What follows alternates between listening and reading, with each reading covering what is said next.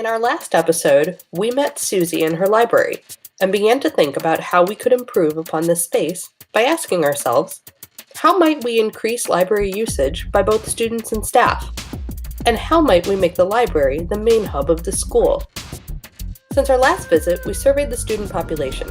We had a large response with equal representation across the 3 grade levels.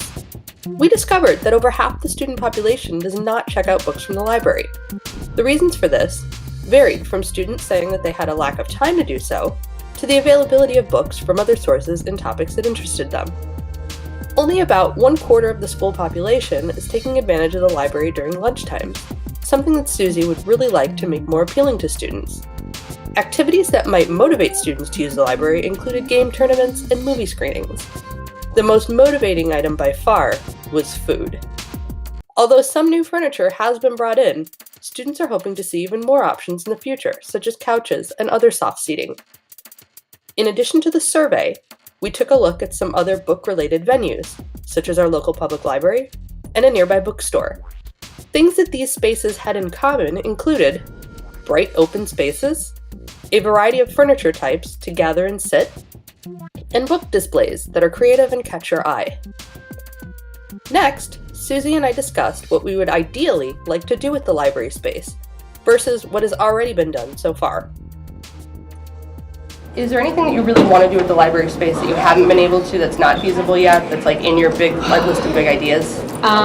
Almost revamping what the space looks like. I wish we could replace the carpet. I wish we could paint the place. I wish we could update furniture. I wish we could add different types of flexible seating. I wish we had more outlets. I wish I had more knowledge of how to utilize the natural light that's coming in, because now I have all the blinds shut. I do want to update the shelving, but the idea with the shelving is more to, I wish I could pull some of the books off the shelves and put it on other displays for different things, just because all of our walls are, we have a wall of windows and walls of books, which is awesome for a library, but I wish we could use some of the wall space for other things, whether it be a collaborative dry erase surface or just something to rethink how that is organized.